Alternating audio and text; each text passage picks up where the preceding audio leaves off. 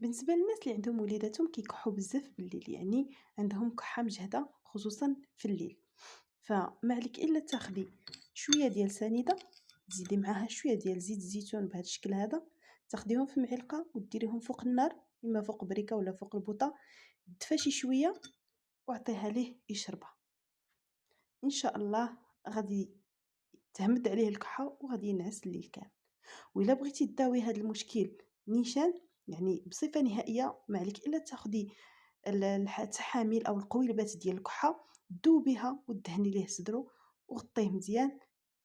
ورغد ليه، إن شاء الله غادي تلقاي بأن الكحة مشات. نتلاقاو في فيديو آخر إن شاء الله.